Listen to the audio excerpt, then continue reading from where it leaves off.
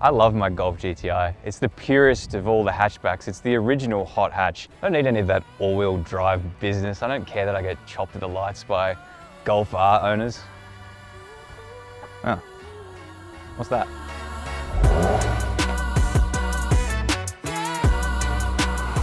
This is the new Mark 8.5 Golf R, and today I'm going to show you guys around the exterior of the car. We're going to jump inside and check out the interior and some of the new tech, and then we're going to take it for a drive, including a little bit of track time.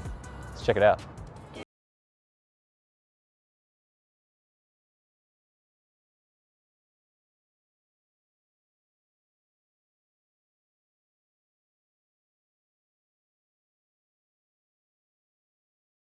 Wardrobe, but with the Mark 8.5 it's more tailored than ever.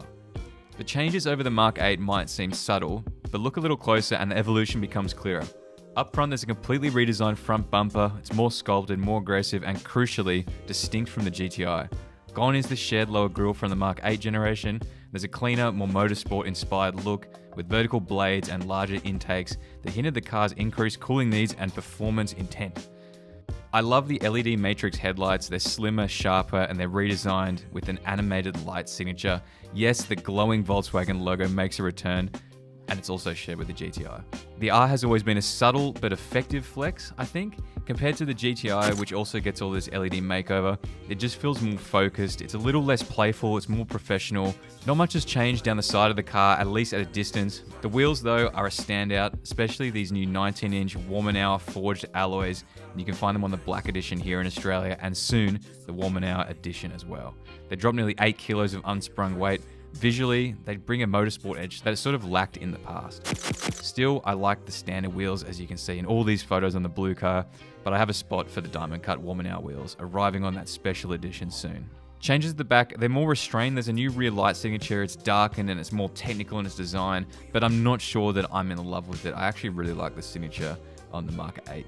The R keeps its quad tailpipes, of course, and if you choose the Warmanauer edition, you'll get that titanium Akropovich exhaust, and it sounds pretty special. Color choices stay the same, you get that beautiful blue, white, and black. It would be great to see some special one-off colors in the future, but there's none in plans right now. Where the GTI looks more cheeky and charming, the R looks like it means business, less extroverted than a Civic Type R and more premium than a GR Corolla. I think it's refined aggression, and in typical Volkswagen fashion, it doesn't scream, it whispers, and then it blasts past you at 270 kilometers an hour. Let's take a look at the interior.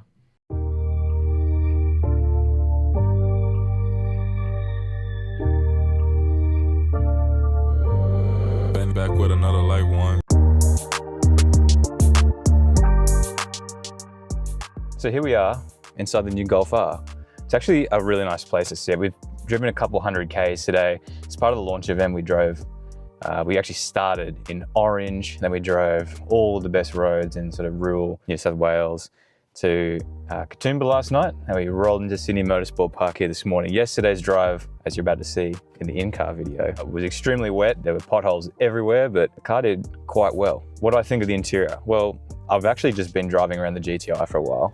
And there are some key differences. Steering wheel is completely different. It has the capacitive touch, sort of hidden buttons until you turn the car on, backlit buttons, if you will. And obviously there's a lot more blue instead of red. Everything that's red in the GTI gets pretty much replaced by blue. Nappa leather seats, they're standard in Australia. What's not standard is the roof. You also get Harman Kardon and a whole bunch of other goodies that you wouldn't usually get in a Golf R, mostly exterior stuff on the outside because of the performance package, like the rear wing. Gives you everything you want from a luxury premium sedan, say your Audi A4s, but in a fast, hot hatch. So here's that 12.9-inch touchscreen infotainment system. You got Apple CarPlay, etc., etc. The list goes on. These things now light up at night. There's still sliders to adjust your temperature controls, which I do not love. I do wish there was a dial of some sort. This navigation menu did take me a little bit of time to get used to. And if I hadn't have driven the GTI just before this, it probably would have taken me even longer. You basically access all your apps up here in the top right, including your vehicle and your drive mode. So you're really only going to be hitting the drive mode and that one to get to your apps. But once your phone's connected, you got Apple CarPlay running on the full screen or your Android Auto through the App Connect. You don't really touch a lot of this stuff anyway. You do still have these sort of hard touch buttons at the top, which I like. The mode button, this is the one you're going to use the most. When you have your CarPlay running, you're only going to really want to use the mode button, but here's how you select your drive modes. You can set up individual, race, the special Nürburgring mode. And while we're here, I'll point out that the auto start stop can be turned off at a hard button at the top too.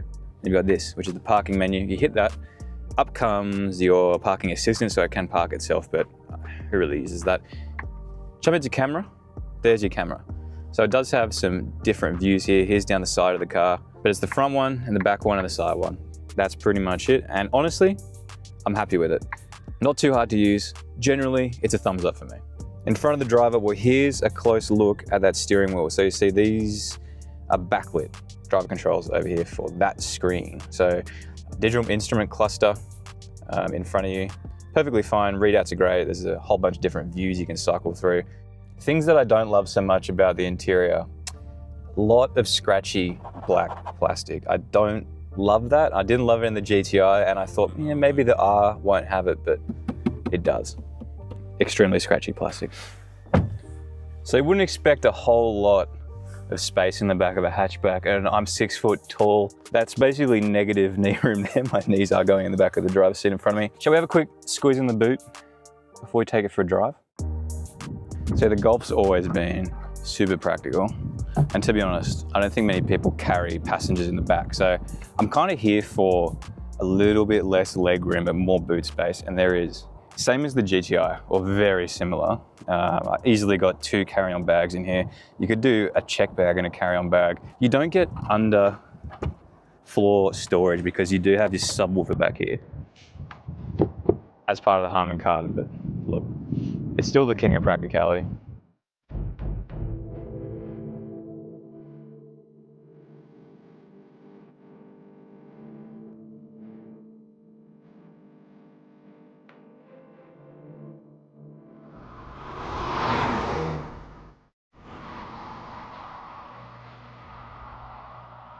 So I've had the very unique chance to actually spend time driving the new Golf GTI and then jump straight into this Golf R. For the last couple of days, I've been hanging out in rural New South Wales in Mudgee in the new Mark 8.5 GTI. So I'm probably one of the only people on this trip that's had the chance to drive both. And I would confidently say I'm the only person that's had a chance to drive both back to back. So what are the differences? Well, the first difference is the steering wheel. It's the thing I'm holding. It has capacitive touch buttons. I thought they went away from that, but it must have just been on the GTI because that has physical buttons. And I don't really mind too much. I'm not one of those people that goes, wow, I hate capacitive touch buttons. It doesn't really bug me all that much.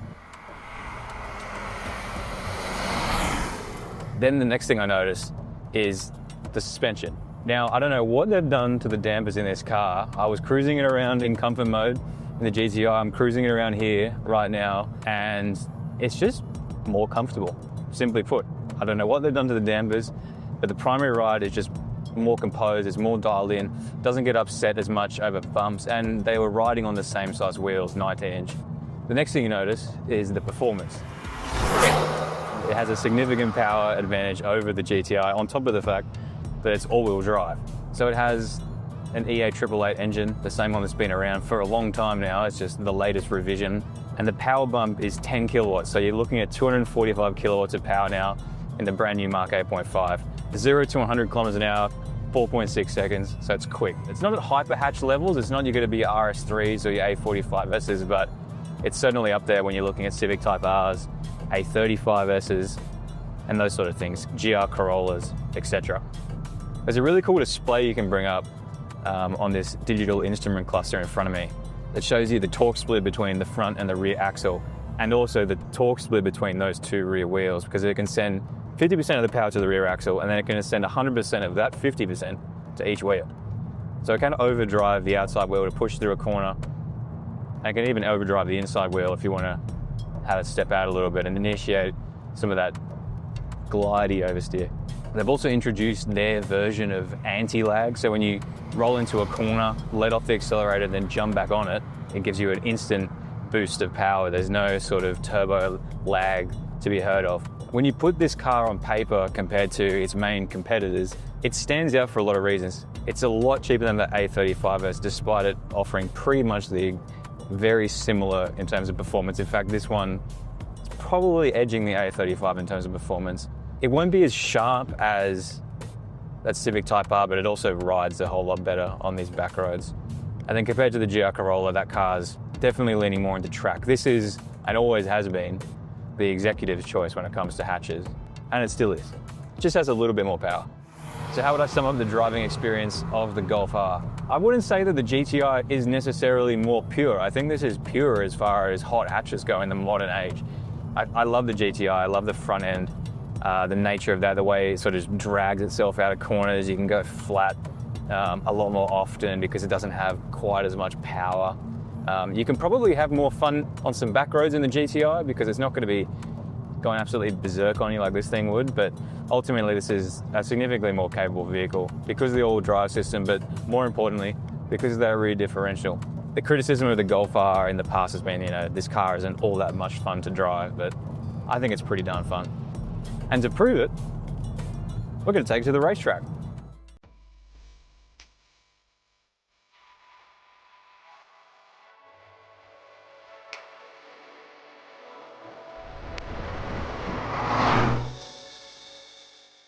Here we are on track in the brand new Mark 8.5 Golf R. I've already cut a few laps today with helmets on, brakes no fade, the diff very impressive, but I thought I'd give you guys a quick lap here to talk about it.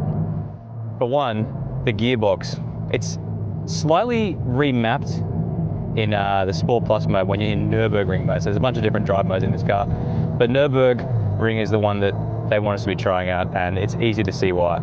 In Sport Plus, when you're in Nürburgring, it will keep the gear held through the corners, which is quite impressive. And it knows exactly what to do. It is very PDK-esque in the gearbox. Fun, it's so cool. Executive Express, you can buy for $70,000, drive it to work every single day, and then when you get the call from Volkswagen, you can come hang out, take it on the track. Not bad.